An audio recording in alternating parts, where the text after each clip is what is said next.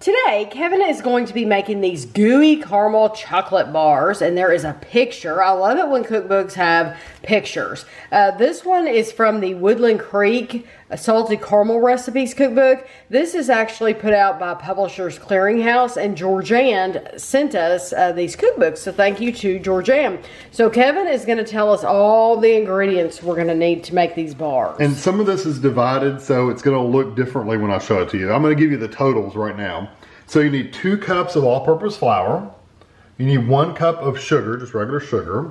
You need 1.5 teaspoons of salt total. So this is just 1/4 of a teaspoon, and then you need 1 1/4 teaspoons later on. You need 2 cups or 4 full sticks of butter. This is again not the full 4 sticks, but you do need 4 sticks altogether. You need 1 cup of brown sugar. You need 1 1/3 cup of light corn syrup.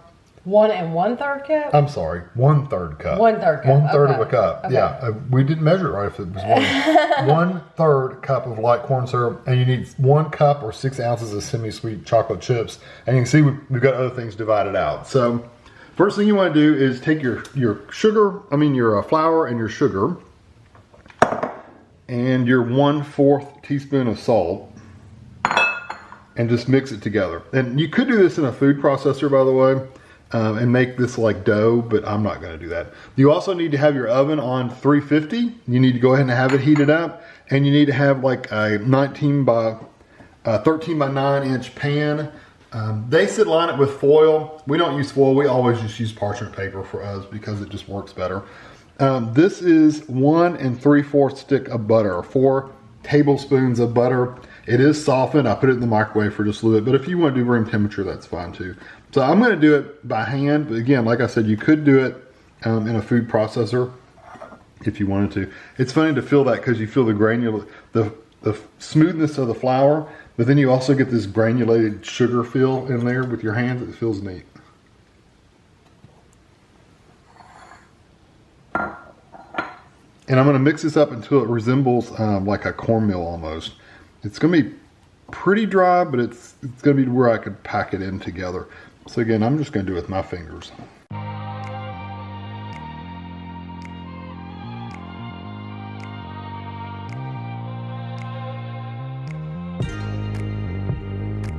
Alright, so this is mixed up. It looks like a yellow cornmeal, literally. But it gets a little sticky. Not sticky wet, but just where it clumps together. So I'm going to take this and dump it into my 9x13 pan.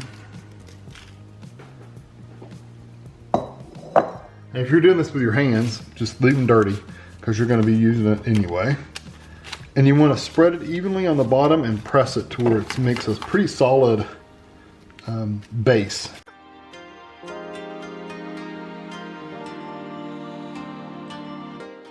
We're going to put it in for 19 minutes. Basically what you want it to be is lightly brown on the edges. So that's what we're looking for. So here's the base out of the oven, and it was in actually probably more like 21 minutes total. It started browning up a little bit on the edges. I didn't want to leave it any longer, so I took it out. So now we're going to start on the caramel part. You're making your own caramel. So we're going to start with the 2 sticks of butter. I'll get those in there. You're going to do the brown sugar, the corn syrup, but not the salt. The salt's going to wait, and I'll get the corn syrup in just a second. So you're going to basically put this over medium heat for 5 to 8 minutes until the mixture just starts to boil. So you don't want it to boil too long at that time. You just want it just starts. Stir it up frequently until it just starts to boil.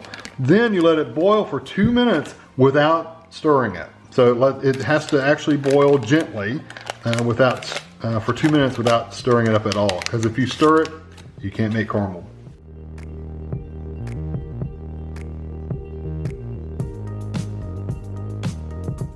See, it's bubbled. It's been bubbling for 2 minutes. I'm going to add the 1 1/4 teaspoon of salt, the remaining salt, to this and stir it up really good.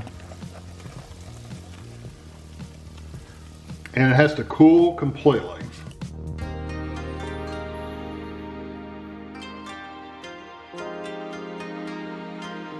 So our caramel's cooled pretty much to room temperature. It was about an hour and a half, hour and 45 minutes or so. So now what I'm going to do is I've got my chocolate in a bowl. This is, again, 1 cup or 6 ounces of semi-sweet chocolate chips. And I've got my 2 tablespoons of butter I'm going to throw in here. And you need to heat this in a double boiler. We use this glass bowl over just slightly, not really boiling, heavy boiling, but just hot water and letting it melt. So basically we're gonna get this all melted, and then once it's all melted, we're gonna spread it over the top. So I'll be back once it's melted. Kevin is going to let me spread this. I'll tell you, we had trouble with this. This is our third batch of chocolate, which you did not see, but it is so very, very, very thick. We ended up adding a tablespoon and a half of oil to this just to get it to this point. We tried by heating it slower. We tried on the, first we tried in the microwave, then we tried on the stove, then we tried heating it slower, and it just, every single time, no matter what we did, it did not want to cooperate. It was like the thickness of fudge. I mean, it was very, very thick. Yes. So following their directions does not work. So what we did, and I'm telling you this because I would hate for you to try to make this and get frustrated, because there's no point in getting frustrated. So if you go by their directions, it's fine. Just know that you're gonna have to add oil. Or more butter, one of the two. And some kind of fat. Yeah, some kind of fat to it. And it looks fine. It looks like it's gonna be delicious. And it's easy to spread. It's spreading really easy with this spatula. Is that what you call these? Yeah. So this is going to go in the refrigerator for 10 minutes to cool off until it just begins to set the chocolate. And then you're going to, it basically just says let it cool completely. So I'm assuming you take it out of the refrigerator so it doesn't get crystallized, and then let it cool completely. So I'm just going to pull this out of here and cut them.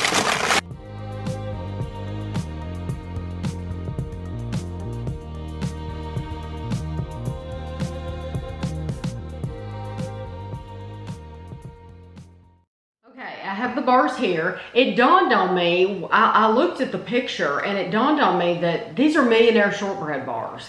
And we have actually made Paul Hollywood's recipe, Millionaire Shortbread bars, on the channel. So if you want to see Paul Hollywood's recipe, then look it up.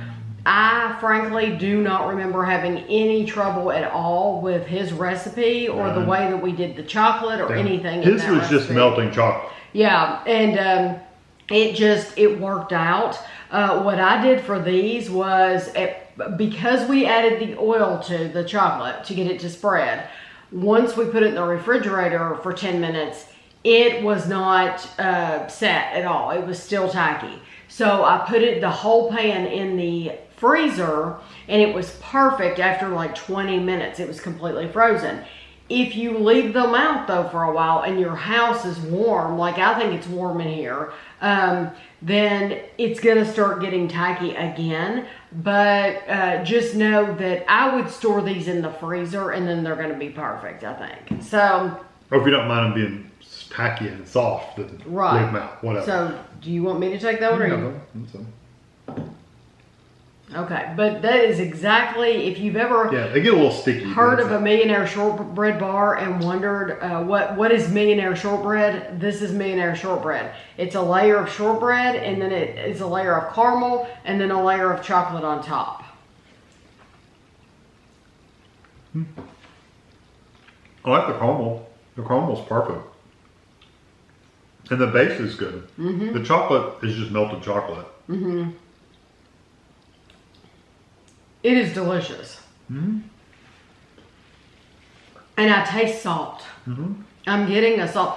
I told Kevin that the only thing that I would do different, and I didn't do it for this recipe because they say the first time you try a recipe, follow the directions. Follow their directions to a T. And then next time, if you want to jazz it up, you can. The next time I make these, because I wouldn't mind doing it again. Even though we had to add the oil to the top, I wouldn't mind doing these exactly the same again. But we have some flaky salt. I would add the flaky salt to the top. Not a lot though. Mm-mm. Because it's got salt in it already. Mm-hmm. I think it's terrific. It's very, very good. Mm-hmm. The only problem we have is with the chocolate, honestly. And the way they have you making their chocolate, there's no way that would work. Because we, like I said, Amy said we did it 3 times. 3 batches.